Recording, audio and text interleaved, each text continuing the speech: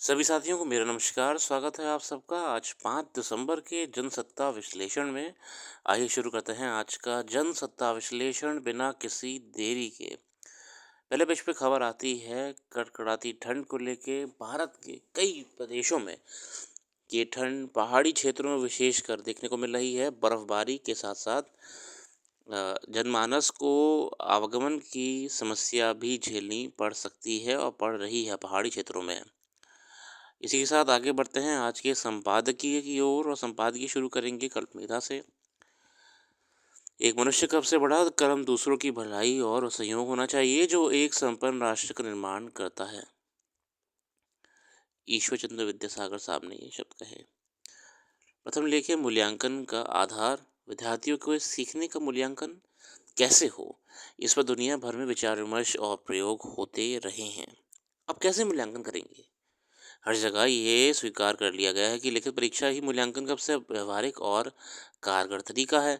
मगर भारत जैसे देश में बहुत सारे बच्चे समाज के निचले तबके से पढ़ने आते हैं। उनके घर में पढ़ाई लिखाई का उचित वातावरण नहीं है। उनमें से बहुत सारे बच्चों की को स्कूली पढ़ाई के साथ साथ घर के काम या माता पिता के काम में हाथ भी बटाना पड़ता है। लिखित परीक्षा में ऐसे बहुत सारे विद्यार्थी उत्तीर्ण हो जाते हैं। अनेक बच्चे इसलिए स्कूल नहीं जाते या बीच में पढ़ाई छोड़ देते हैं कि उन्हें परीक्षा का भय हो सताता है। इसी तय किया गया कि 5वीं तक किसी बच्चे को अनुत्तीर्ण नहीं किया जाएगा। उन्हें अगली कक्षा में प्रोन्नत कर दिया जाएगा। 8वीं तक उनका मूल्यांकन केवल पाठ्य पुस्तकों में दिए पाठों के आधार पर नहीं, बल्कि उनके समग्र व्यक्तिगत विकास जैसे स्कूल में उनके आचरण, खेलकूद, संगीत, कला इत्यादि के आधार पर किया जाएगा। इस तरह बच्चे अगली कक्षा में आसानी से प्रोन्नत तो होने लगे, मगर सीखने की उनकी क्षमता में गिरावट दर्ज होना शुरू हो गई। इसी के मद्देनज़र अब केंद्र सरकार ने फैसला किया है कि 5वीं और 8वीं कक्षा में किसी भी विद्यार्थी को फेल ना करने की नीति को वापस लिया जाए। अब इन कक्षाओं में अगर विद्यार्थी लिखित परीक्षा उत्तीर्ण नहीं करते तो उन्हें दोबारा परीक्षा देनी होगी। उसके बाद ही वो उत्तीर्ण नहीं होते तो उन्हें उसी कक्षा में बैठना पड़ेगा। पिछले कुछ वर्षों में इन सर्वेक्षणों के बहुत निराशाजनक परिणाम नजर आए। कई सर्वे हुए। 8वीं कक्षा के विद्यार्थी 5वीं 6वीं कक्षा की पुस्तकें पढ़ने और उस स्तर का गणित हल कर पाने में भी अक्षम पाए गए। इसी नतीजा है कि आगे 10वीं और 12वीं बोर्ड की परीक्षाओं में बड़े पैमाने पर नकल की प्रवृत्ति बढ़ रही है। इसे रोकने का यही तरीका हो सकता है कि शुरू से ही बच्चों को पढ़ाई लिखाई के प्रति गंभीरता पैदा की जाए। हालांकि सरकार ने नए नियम नीतिगत फैसलों में यह भी कहा है कि मूल्यांकन के आधार पर किसी भी विद्यार्थी को प्राथमिक परीक्षा से बाहर नहीं किया जाएगा। उन्हें अपना प्रदर्शन बेहतर करने का मौका उपलब्ध कराया जाएगा। मगर इस आशंका से इनकार नहीं किया जा सकता कि नई व्यवस्था से प्राथमिक स्तर पर ही बीच में पढ़ाई छोड़ने वाले बच्चों की संख्या में बढ़ोतरी दर्ज हो सकती है। ओवरऑल बहुत ही बड़े मुद्दे को यहाँ पे एड्रेस करा गया है शिक्षा मूल्यांकन को लेकर। आगे देखते हैं बेखौफ अपराधी। ये बढ़ते क्राइम को लेकर है।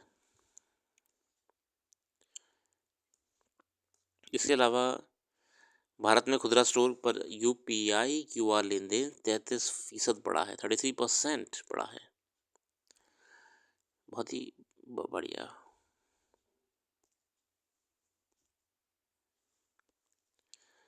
ग्रीनलैंड पर नियंत्रण का आह्वान किया ट्रंप ने। अमेरिका के राष्ट्रपति निर्वाचित हुए डोनाल्ड ट्रंप ने डेनमार्क से ग्रीनलैंड खरीदने का अपने आह्वान को दोहराया है। अपने पहले कार्यकाल में भी उन्होंने ये आह्वान किया था कि लेकिन सफलता नहीं मिली थी। उन्होंने कहा भैया ग्रीनलैंड हमें दो, क्योंकि अब देशों का ध्यान जो है वो आर्कटिक क्षेत्र पर है।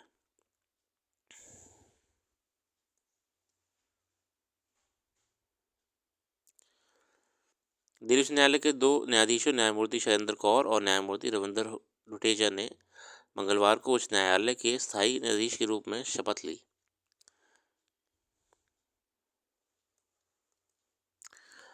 इसी के साथ खेल जगत की खबर देखते हुए अपनी वाणी को विराम देंगे।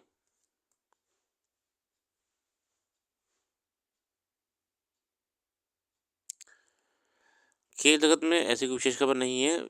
फिलहाल आज के लिए रखते हैं। अपना कीमती समय देने के लिए बहुत बहुत धन्यवाद। आज के क्विक एनालिसिस में और डिटेल जानने के लिए करंट अफेयर्स को आप हमारी वेबसाइट पर विजिट कर सकते हैं। वेबसाइट का लिंक डिस्क्रिप्शन में मौजूद है।